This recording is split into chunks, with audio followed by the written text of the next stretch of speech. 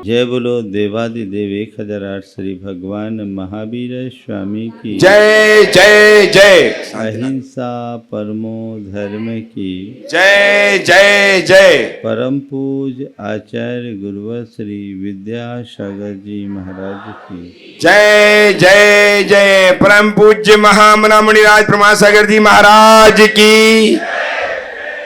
परम पूज्य सागर जी महाराज की। आज आप लोग बहुत प्रसन्न दिख रहे हैं, है ना? हैं? क्यों है प्रसन्न? हाँ, हम आए हैं। हम आए तो प्रसन्नता क्यों आ गई? हमारा आना तो केवल आना है, लेकिन प्रसन्नता आई, ये क्यों आई? क्या जवाब है आपके पास? हाँ, ये कह रही है पॉजिटिव एनर्जी हो रही मिलती है। मैं कोई एनर्जी का सोर्स थोड़ी हूँ जो आपको पॉजिटिव एनर्जी मिले। बस मैं तो इतना ही जानता हूँ, आप सबके हृदय में प्रसन्नता इसलिए नहीं है कि हम आए हैं, आप सबके हृदय में प्रसन्नता इसलिए है कि आपके बीच वो आए हैं जिनके प्रति आपकी श्रद्धा और भक्ति है। तुम्हारे मन की प्रसन्नता की वजह हमारा आना नहीं है, तुम्हारे हृदय की श्रद्धा और भक्ति भाव की उमड़न है ना? बोलो, जिसके मन में श्रद्धा नहीं उसके हृदय में कभी कोई प्रसन्नता आएगी क्या? तो यहीं से आज के सूत्र की शुरुआत करता हूँ। हमारी प्रसन्नता का आधार हमारी श्रद्धा, हमारी भक्ति और हमारा विश्वास है। हमारे हृदय में जितनी प्रगाढ़ श्रद्धा होगी, हमारे जीवन का पथ उतनी ही शीघ्रता से प्रशस्त होगा।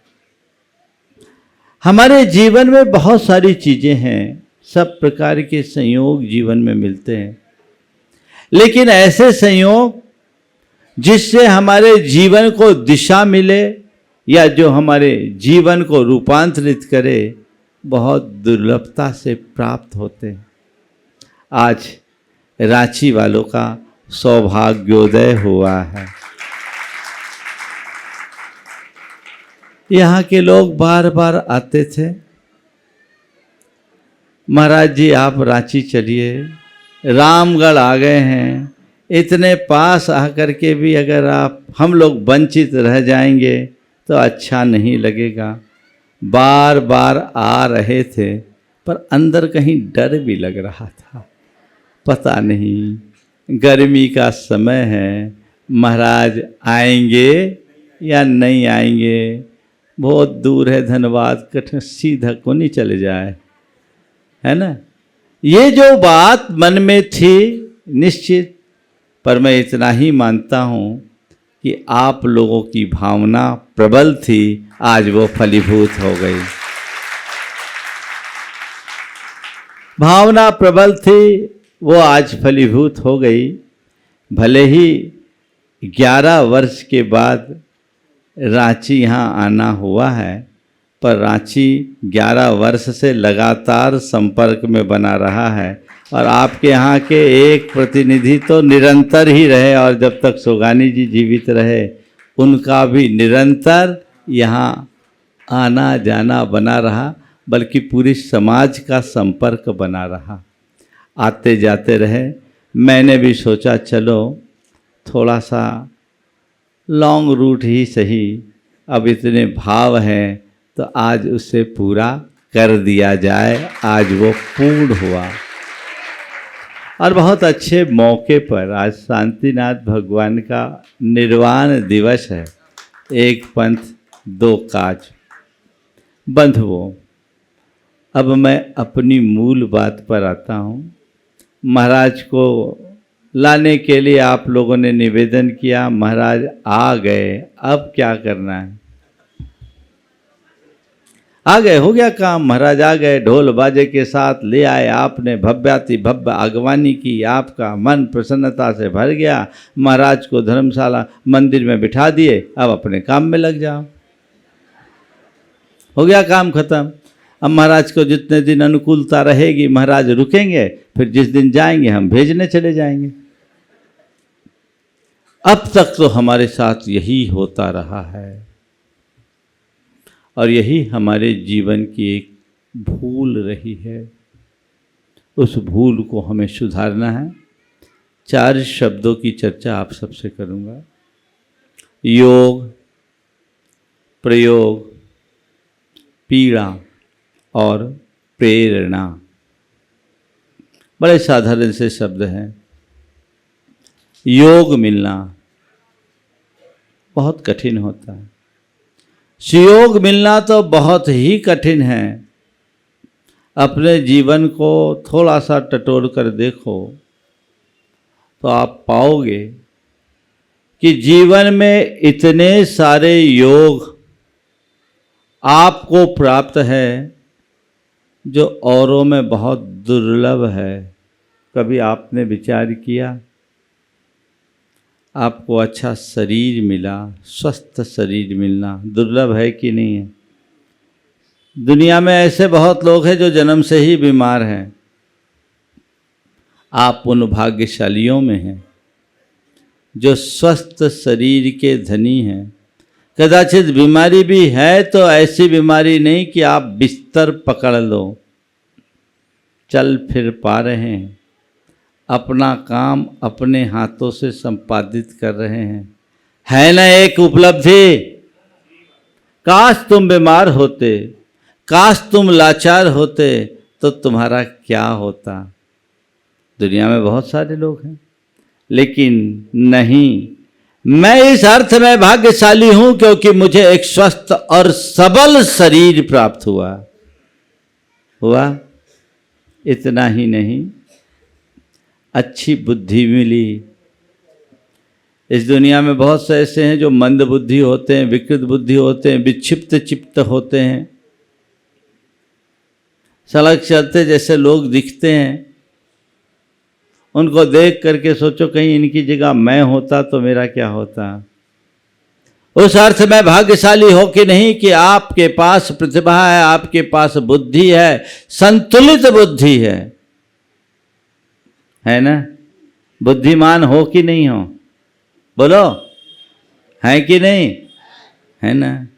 तो ये तुम्हारे जीवन का एक दूसरा योग है। इतना ही नहीं, तुम्हारे साथ भरा पूरा परिवार है। इस धरती में कई ऐसे भी हैं जो अनाथों की तरह पल रहे हैं, जिनका कोई नहीं, जन्म से ही अनाथ, जिन्हें अनाथाश्रमों में पाला पोसा गया।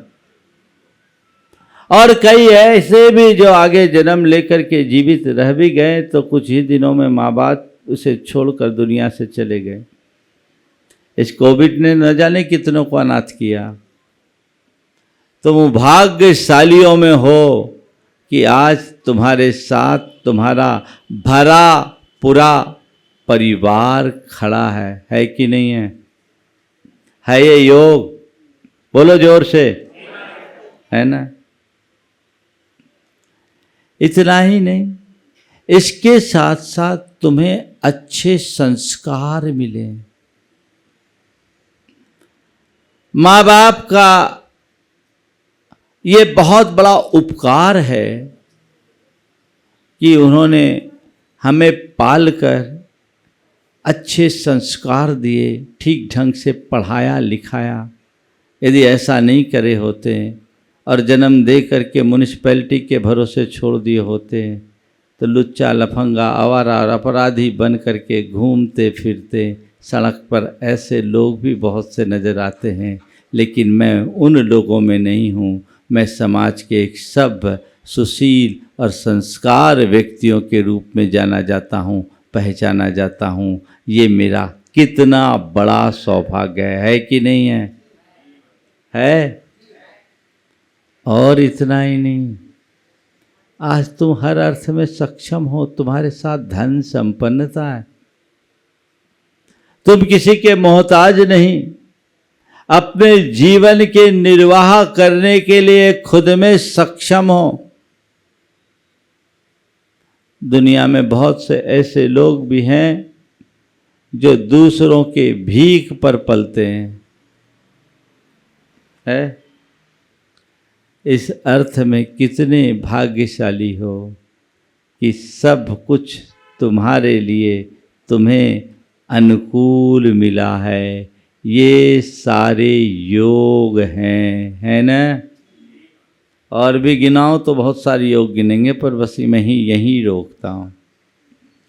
ये सब फैसिलिटीज तुम्हारे पास है, ये सारे संयोग तुम्हें प्राप्त हुए हैं। अच्छी बात है, योग का मिलना भाग्य है, भाग्य से तुम्हें ये योग मिले हैं, लेकिन प्रयोग क्या कर रहे हो? प्रयोग क्या कर रहे हो? इन सबको पाकर के कर क्या रहे हो? योग से ज्यादा महत्वपूर्ण प्रयोग है। अभी जितनी चीजें मैंने गिनाई ना, ऐसा हमने पहली बार पाया हो ऐसी बात नहीं है। ऐसा हमने अनंतों बार पाया है, एक दो बार नहीं, अनंतों बार। चक्रवर्तियों जैसा वैभव भी हम अतीत में अनंतों बार पाकर खो चुके हैं। योग मिला पर हमने कभी इसका प्रयोग नहीं किया, इसलिए आज भी इस संसार में रुल रहे हैं। यदि योगों का सत्प्रयोग किया होता तो आज मेरा स्थान कहीं और होता। कभी सोचने में आता है कि मैं क्या कर रहा हूं, योग मिला है, प्रयोग क्या कर रहा हूं, और सोचते ही रहते हैं। एक बार ऐसा हुआ, एक स्थान पर किसी संत का पहुंचना हुआ और उनके पास पारस मणि थी। एक भक्त जो बड़ा गरीब था, 1 महीने तक एक टांग पर खड़े होकर उनकी सेवा में रत रहा। वो संत उसकी सेवा से प्रसन्न हो गए और एक दिन उसे बोले, बेटा तूने मेरी बहुत सेवा की, मैं तुझसे प्रसन्न हूँ, तो एक काम कर, ये पारस मणि है, तू ले जा, 1 सप्ताह के लिए तुझे दे रहा हूँ, इससे तू चाहे जितना सोना बना सकता है, तो जिस भी लोहे को टच करेगा सोना बनेगा। बस शर्त केवल एक ही है कि एक ही बार प्रयोग करना, प्रयोग एक ही बार करना और 1 सप्ताह की अवधि के भीतर करना। बहुत खुश हुआ, आज गुरु की कृपा मुझे मिल गई, पारस मणि से मुझे अब सोना बनाना है। घर आया, था फटे हाल, सोचा किसको सोना बनाऊं, तो उसके घर में लोहे के नाम पर एक तवा था और दरवाजे की कुंडी। उसने सोचा दरवाजे की कुंडी को सोना बनाऊंगा तो मुझे रहना मुश्किल, और तवे को सोना की बनाऊंगा तो रोटी कैसे खाऊंगा। अब क्या करे, लोहा खोजो।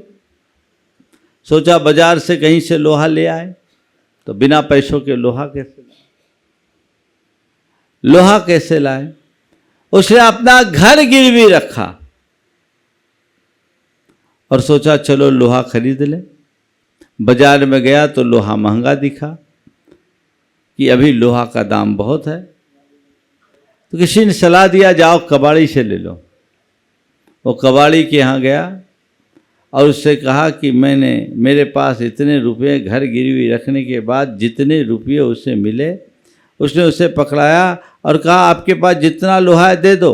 बोला अभी जितना लोहा है उतना नहीं, तुम्हारे पास जितना पैसा उस लोहे के लिए अभी और लोहा मंगाना पड़ेगा और मैं तुम्हें सस्ते में दे दूंगा, ऑप्शन होने वाला है और 1-2 दिन में 3 दिन में डिलीवरी हो जाएगी।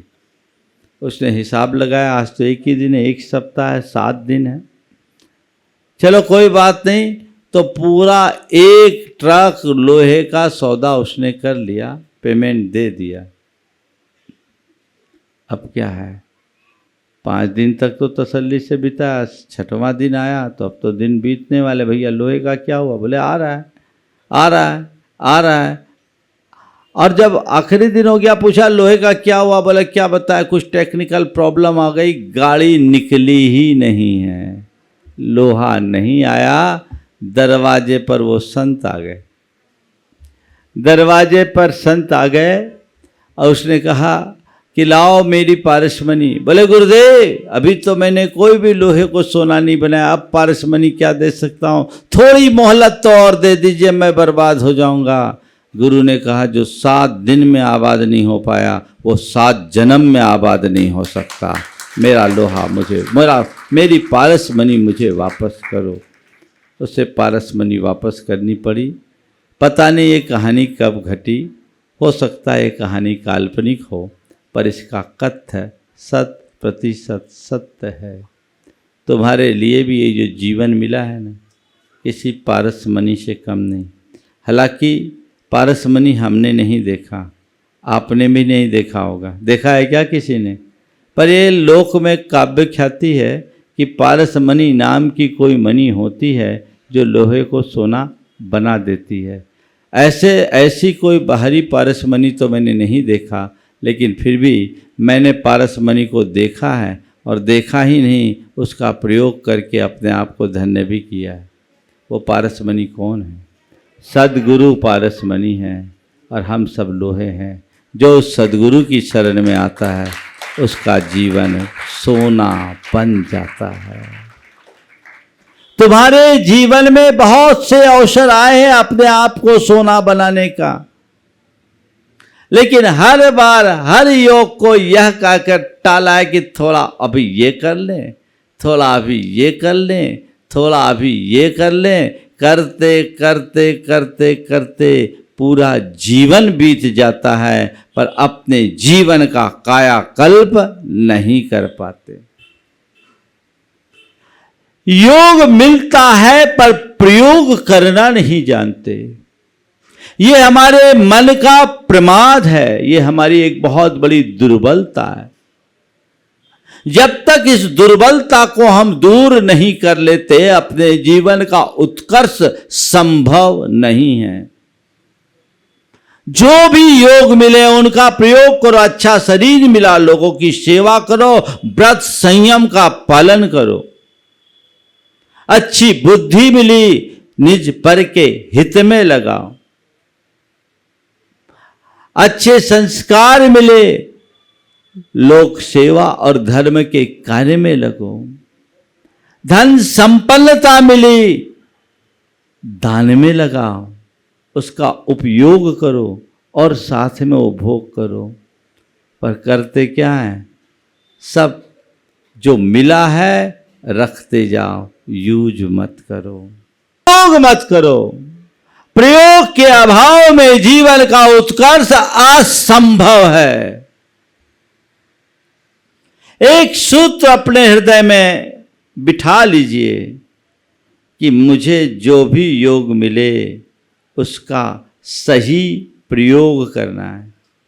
मिसयूज तो आप लोग फिर भी कर लेते हैं, प्रयोग नहीं। थोड़ा पैसा आ गया है, चलो घूम फिर आए, देश विदेश घूम ले, है ना, पिकनिक करने चले जाएं, सैर सपाटे में चले जाएं, सुराज सुंदरी में पैसा बहा दें। लेकिन कभी ऐसा मन में आता है आज मेरे पास थोड़ा पैसा हो गया, मैं इसका कोई सद्व्यय कर लूँ, किसी गरीब की सेवा में लगा दूं, किसी के हित में लगा दूं, धर्म के प्रभावना के कार्य में लगा दूं, अपने जीवन का सही मार्ग चुन लो। बहुत कम। जब मैं कोलकाता गया, बेलगछिया में था। बेलगछिया का मंदिर कितना भव्य और सुरम्य मंदिर है, एक इतिहास है। उस मंदिर के बारे में बताया गया कि सेठ हुलासी राम जी ने बनाया। देख करके मन ऐसे व्यक्ति के प्रति श्रद्धाभिभूत होता है कि निश्चित वो व्यक्ति महान होगा, कितना उदार होगा। लेकिन जब लोगों ने उस मंदिर के इतिहास को बताते समय उस व्यक्ति का बैकग्राउंड बताया तो मैं एकदम अचंभित रह गया। कहा गया कि महाराज जी हुलासी राम जी बड़े बिलासी थे, बड़े बिलासी थे, व्यसन बुराइयों में संलिप्त रहने वाला व्यक्ति। पर एक दिन उनके किसी मित्र ने उससे कह दिया, जीवन में बहुत पाप किया है, जीवन का कोई भरोसा नहीं, अच्छे काम कर लो नहीं तो सब धरा रह जाएगा, यूं ही मरोगे, दुर्गति के पात्र बन जाओगे, सही उपयोग कर लो अपने पैसों का।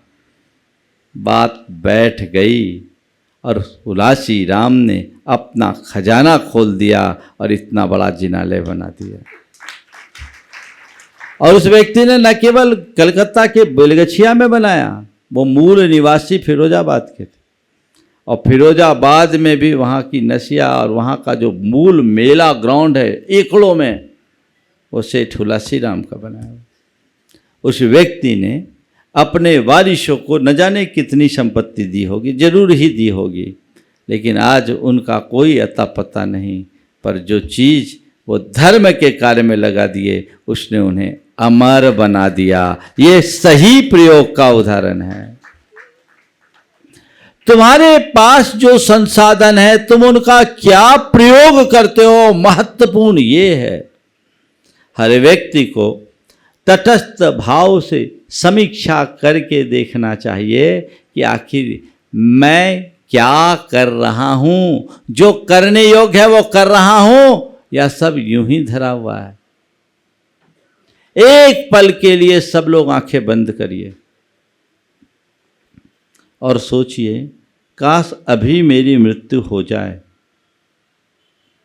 और मैं इस दुनिया से जाऊं, तो क्या मुझे लगेगा कि मैं बिल्कुल ठीक काम करके इस दुनिया से जा रहा हूं, बिल्कुल तृप्त होकर के जा रहा हूं, संतुष्ट होकर के जा रहा हूं, या अंदर से कोई हुक सी उठती, अरे जो करने योग्य था वो तो मैं कर ही नहीं पाया। आंखें बंद कीजिए, महसूस कीजिए अपने भीतर।